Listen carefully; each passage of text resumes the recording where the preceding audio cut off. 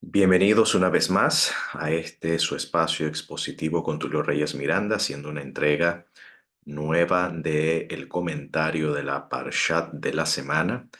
En este caso, la Parshat Behaloteja, que es la porción del libro de Números o del Sefer Bamidbar, que va desde el capítulo 8, Pasuk 1, hasta el capítulo 12, Pasuk número 16.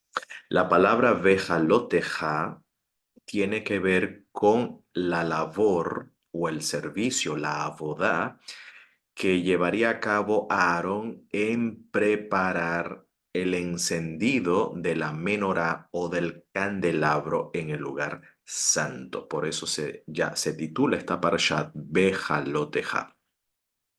En esta parsha también se comenta sobre el Pesach Sheni o la celebración pascual que se efectúa en el segundo mes del calendario de la Torá, no en el mes de Abib, sino en el mes siguiente de Abib.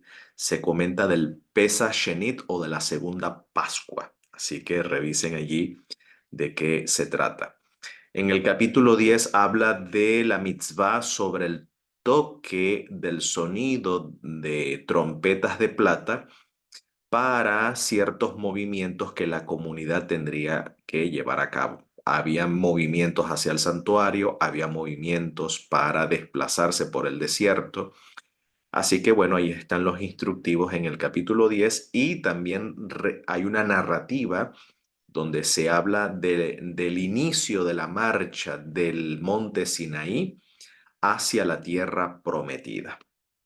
También se habla de la prueba sobre o el incendio que ocurrió en el desierto, que se llegó a llamar Tavera por el hecho de que algunos murmuraron contra el Eterno por el tema de la comida, en este caso por el maná. Estaban ya fastidiados, aburridos del maná y bueno, por esa queja pues hubo un juicio de parte del Eterno. También el Eterno derrama su ruaj, su brisa de santidad sobre 70 ancianos que son elegidos para ayudar a Moshe en llevar la carga del pueblo, donde automáticamente estos Sekenim, estos ancianos, fueron mudados en otro hombre, llegaron a ser Neviim, profetas. Y luego se habla de la queja o de la murmuración de Aarón y Miriam, los hermanos de Moshe, por el hecho de que Moshe toma una mujer cushit, una mujer cusita. Y por ende, bueno, el Señor da una reprensión a Miriam y Aarón, pero en especial Miriam queda Metzora, queda como, entre comillas, leprosa, con una afección cutánea por 7 días. Y el Eterno entonces hace una distinción del nivel de profecía que tiene Moshe en contraste con en contraste con el resto de los Neviín, incluyendo a Miriam y a Aarón, que también recibían espíritu de profecía. Y sobre este tema, pues quiero, en esta sección, quiero iniciar con este pasuk de Hebreos 1:1, donde dice que Eloah, ok, Dios, que muchas veces y de varias maneras habló a nuestros antepasados en otras épocas, dice allí por medio de los profetas. En esta ocasión, en esta parshat, vamos a tocar de manera sencilla qué es un profeta, ¿ok? Ya que en esta sección se toca el tema de profecía, se toca el tema de profetas, vamos a definir qué es un profeta. Según Números 12, que es la sección que corresponde ya al final de esta parshat, eh, el Eterno da un instructivo de la manera como él se comunica con el profeta. En primer lugar, dijo, esto es Números 12:6, oigan por favor mis palabras, o escuchen por favor mis palabras, cuando esté entre ustedes un profeta del Señor, ¿ok? Un profeta del Señor, dice, en una mará, en una visión, mará. La palabra mará o bamará, como aparece aquí en el texto hebreo, esta palabra viene de la raíz re, que significa ver, mirar, ver, mirar. Y quien mira o ve una visión se le llama roé, que se traduce generalmente como vidente, pero no es un vidente. No, no va por allí el asunto, sino sencillamente uno que ve, ¿ok? Uno que ve, en este caso una visión. Entonces el término para ello es mará. Entonces a un profeta dice, en una visión, sobre él me haré conocer. Es decir, va a explicar en qué consiste esta mará a través del cual el Eterno se comunica con el profeta. Dice, en un sueño hablaré a él. O sea, habla o el tipo de mará o el tipo de visión, entre comillas, vamos a utilizar esa palabra española, en la que el Eterno se manifiesta a él, quiere decir en un sueño, ¿ok? En un sueño hablaré a él. Así el Eterno se comunica con los profetas por medio de una mará, es decir, en sueños. Pero hay una distinción con Moshe. Esto es una distinción única.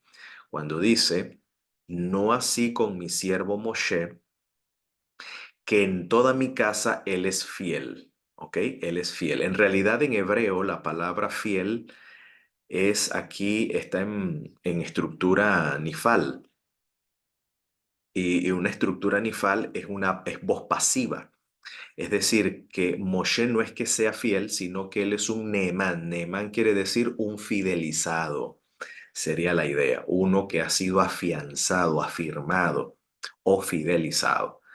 O sea que la fidelidad de Moshe no es producto, en este caso, de su perseverancia, de su fuerza de voluntad, no.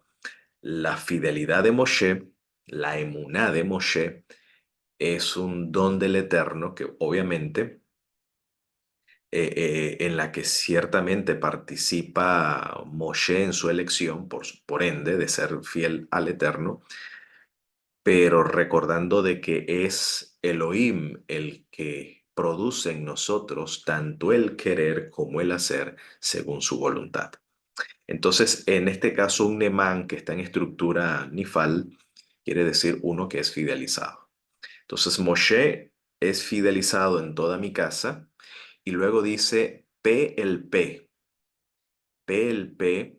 adaverbo, es decir, boca a boca hablaré a él. Algunas versiones españolas traducen cara a cara. Sí, no, pero literalmente está correcta, no está mal la traducción, pero para ser más preciso en la idea, porque cuando se habla de cara a cara, en el hebreo se utiliza una expresión precisa o exacta que es panim el panim, pero aquí no se está utilizando panim el panim, que es cara a cara o rostro a rostro, sino pel pe, boca a boca. Es decir, cuando interactuamos con nuestro compañero y lo tenemos de frente. Esa es la idea. Interactuamos palabras. Ese es el boca a boca. Por eso dice, hablaré a él claramente y sin enigmas. Claramente y sin enigmas. Él contempla la imagen del Señor. La palabra imagen aquí es temuná. Temuná. De hecho, la palabra temuná hoy en día en Israel o en el hebreo moderno se utiliza para fotografía. Temuná. Entonces, él contempla literalmente la imagen que el Señor proyecta para comunicarse. En este caso, en el santuario era el Kebot, en este caso la gloria, el esplendor, una luz que resplandecía desde la nube. Bueno, esa es la temuna, ¿ok? Esa es la temuna, es la imagen. Y esta palabra hebrea es Temuna, es la que se aplica al Mesías cuando dice en Colosenses 1:15, Él es la temuná del Dios invisible, Él es la imagen. Y en Segunda de Corintios, capítulo 4, verso 6, dice, hablando del Mesías, Él es la temuná Elohim, Él es la imagen, ¿ok? O sea, el Eterno no tiene otra imagen, sino, o sea, el Señor muestra su imagen a través de su expresión corpórea que es Yeshu HaMashiach, en este caso el Mesías. Pero en este caso Moisés contemplaba pues aquello a través del cual el Eterno se manifestaba, una gloria en este contexto. Ahora bien, la palabra profeta, como la usamos hoy en español, la palabra profeta procede de dos voces griegas, la palabra pro, que significa antes, y la palabra femi, o femi, perdón, que significa hablar, decir. Por tanto, un profeta, un profetés, así se dice en griego, ¿ok? El concepto viene de estas dos voces griegas, un profetés, significa uno que anticipadamente dice o habla particularmente de un evento a ocurrir. Eso es la idea en el griego. De hecho, esta palabra profetés es usada por primera vez, o el concepto es usado por primera vez en la mitología griega, donde se aplica a Teresias. Al Teresias es al que se le adjudica el término profetés, que era un ciego, ¿ok? Era ciego y era conocido como un adivino, ¿ok? O un vidente. Un vidente sencillamente anticipa ciertos sucesos a ocurrir. Eso es lo que hace un adivino o un vidente, o lo que llaman también clarividente. El concepto de clarividente es el concepto griego de profetes. O sea, uno que anuncia, uno que declara, uno que habla de manera anticipada de algo que ha de ocurrir. Por eso entonces que en Occidente se ve a un profeta como uno que declara el futuro, ¿ok? Como uno que revela el futuro. Pero eso es un concepto que procede de la mitología griega, no así en el hebreo. ¿Ok? Etimológicamente eso es un profeta. Un profeta es un adivino, un vidente, uno que ve el futuro. O sea, uno que declara el futuro. Es decir, ya avisa de manera anticipada, por eso el prefijo pro significa antes, ¿no? Lo que está anticipado. Esto es lo que hace un clarividente, un adivino, sencillamente anuncia de antemano ciertos eventos que se pueden suscitar en el futuro. ¿Ok? Y ese es el concepto que en Occidente se maneja. Pero este es un concepto de origen griego, de la mitología griega. Más no, este concepto no es bíblico.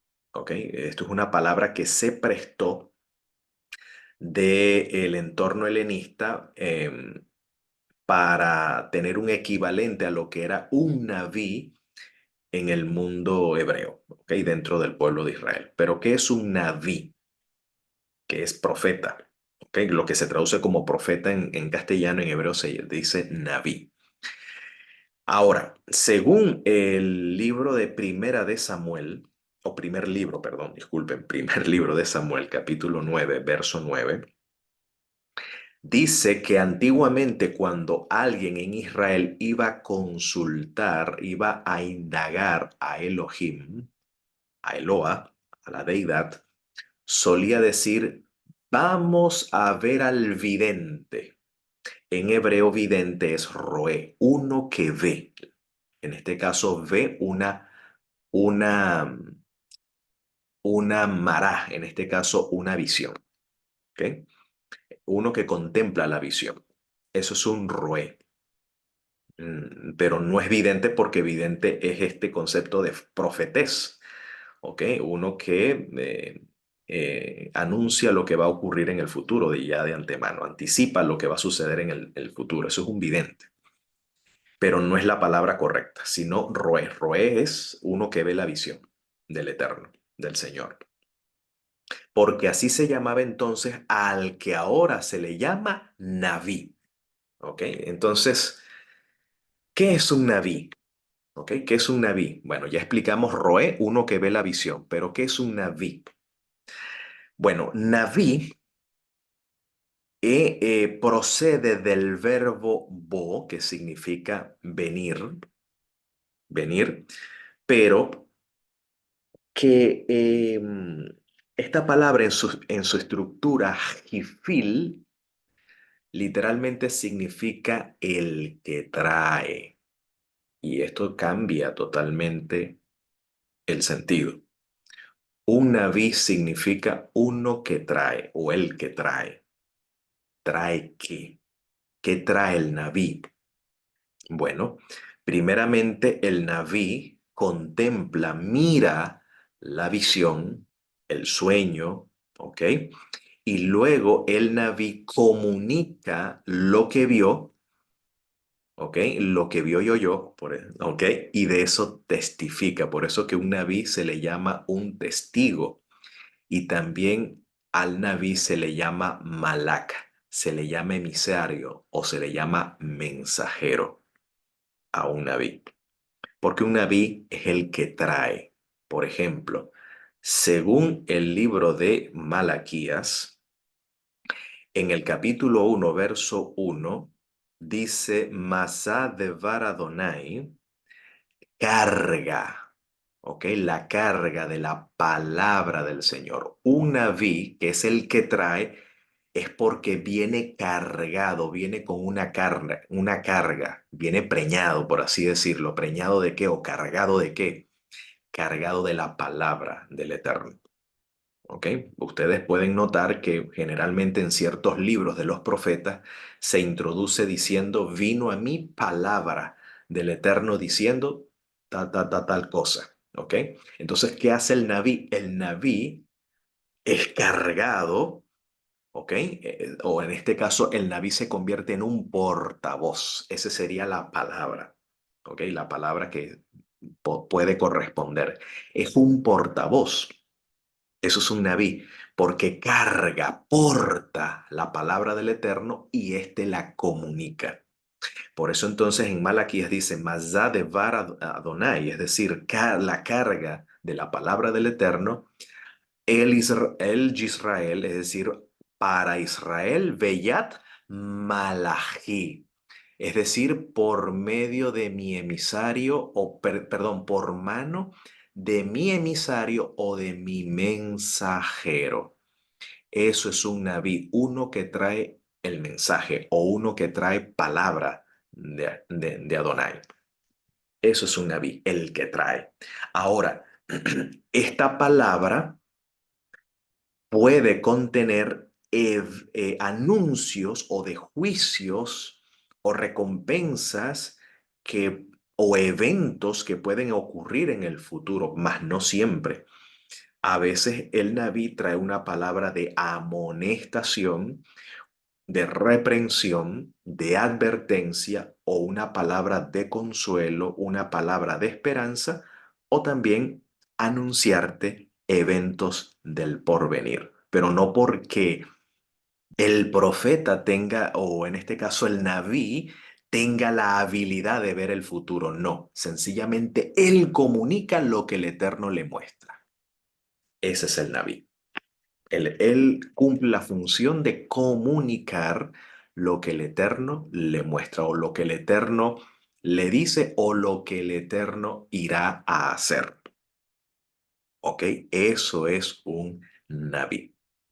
Ahora, Yeshua, Meshiheinu, nuestro Mesías, es el Naví que anuncia la profecía de Deuteronomio 18, cuando dice Naví, es decir, Naví como yo, bueno, usando la palabra profeta como yo, pero en realidad Naví como yo, es decir, un emisario, un mensajero como yo, les levantará Adonai.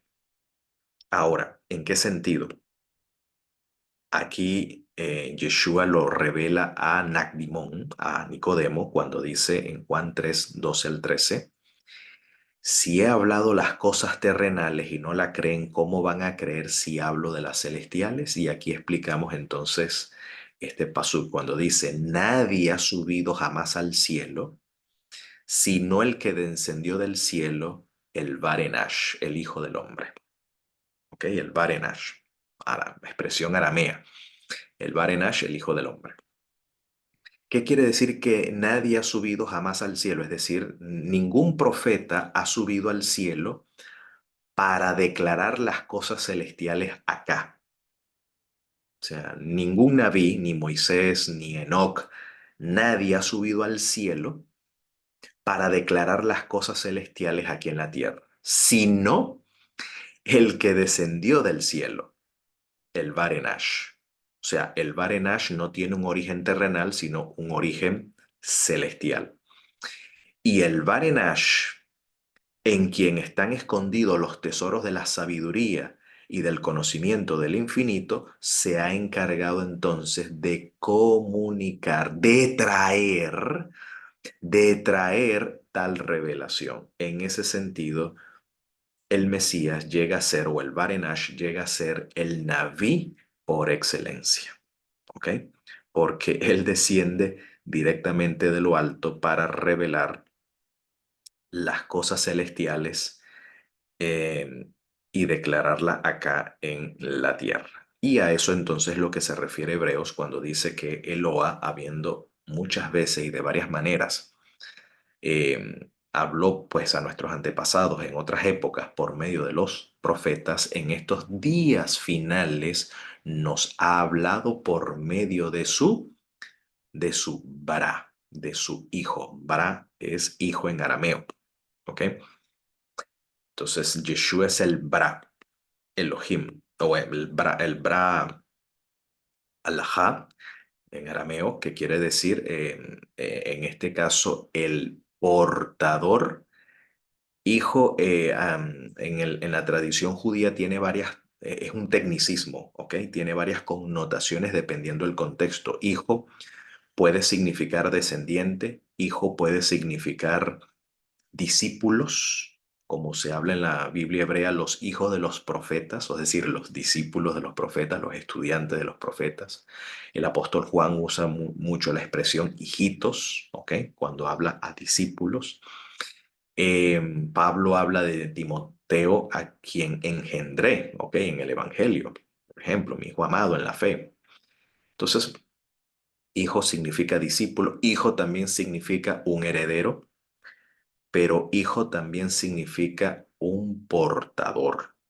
En este caso, el hijo porta eh, corporalmente toda la plenitud de la deidad. Esa es la connotación.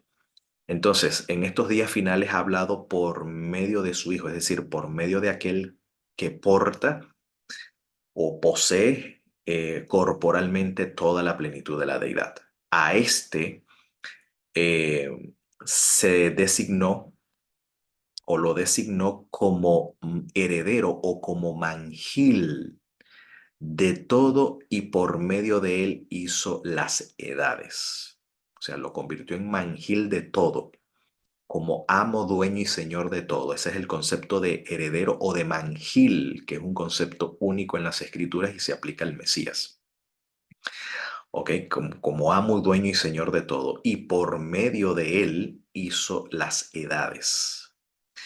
Ahora, este Bra, este hijo, este portador, refleja el brillo de la gloria de Dios. En realidad, en el griego de Hebreos, dice claramente que Él es el resplandor.